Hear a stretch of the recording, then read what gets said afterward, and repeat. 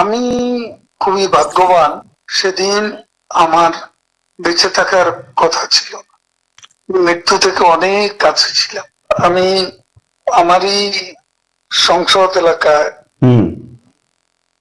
আমার নিজের বাসাকে এড়িয়ে পার্শ্ববর্তী আর একটা বাসায় আশ্রয় নিয়েছিলাম। বেশ। তখন চারদিক থেকে মিছিল আসছিল,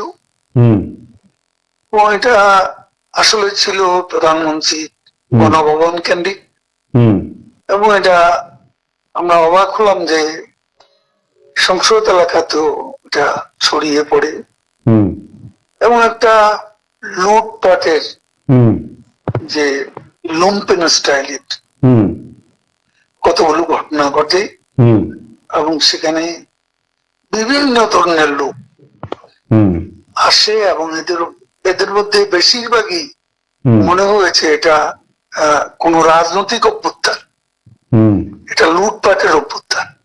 না, একটা কথা জিজ্ঞাসা করি, সে তো আমরা তখন সেটা দেখলাম এবং মাননীয় প্রধানমন্ত্রীকেও যে বাসাতে ছিলাম তারা সে বাসাতেও হামলা করে। আচ্ছা। তারা জানতো না যে সেখানে আমি আছি। আচ্ছা। আমার বাসা তারা লুটপাট করেছে, কিন্তু যে বাসায় আমি গিয়ে আশ্রয় নিলাম সেখানে তা হামলা করবে এটা আমি ভাবতাম। কিন্তু সেখানেও দেখলাম যে অনেক লোকজন ঢুকে পড়ে এবং তারা ভাঙচুর লুটপাট করতে থাকে।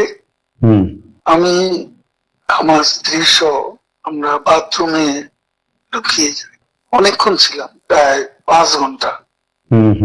তারপর একটা পর্যায়ে এরা তো ওই বাথরুমের ভিতর সেখানেও কমোড, বেসিন, এগুলো তো লুটপাট করেছে সব জায়গায়। সেগুলোর লোভে প্রথমত তাদেরকে আমার ওয়াইফ সেই বাথরুমের মুখে দাঁড়িয়ে বারবার বলছিল যে আমি অসুস্থ,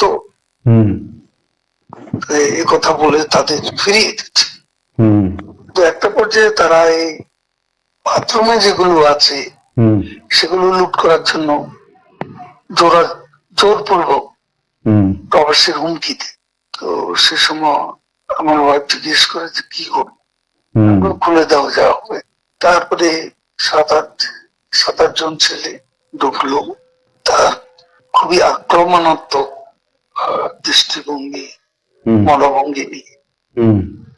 তখন হঠাৎ তারা আমার দিকে তাকায়, আমার দিকে তাকিয়ে আপনি নেত্রী চলে গেল, আপনি জাননি কেন? আমি কিছু বলছিলাম। তারপরে ছেলেদের মধ্যে কি ভাবের উদয় হয়েছে জানি না, তারা আমাকে বলে আপনার ছবি তুলবো।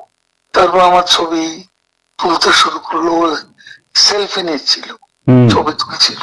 এরা ছাত্র অনেকে আমাকে চেনে, তো কি কারণে তারা তখন আক্রমণাত্মক যে মনোভাবটা ছিল সেটা নিয়ে এসে শীতল হয়ে গেল।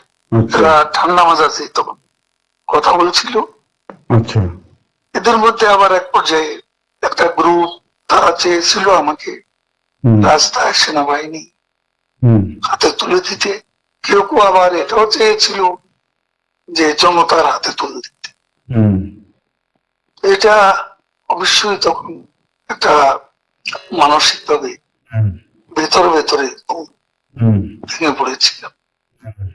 এরপর এরা এদের একটা শার্ট, এদের ওই ব্যাজ, লাল পতাকা শোভিত ব্যাজ লাগিয়ে, আবার কালো একটা মুখে একটা মাস্ক দিয়ে আমাকে হাঁটতে হাঁটতে সংসদ এলাকা থেকে বড় রাস্তা, গণভবন অভিমুখী রাস্তা, ওখানে নিয়ে যায়।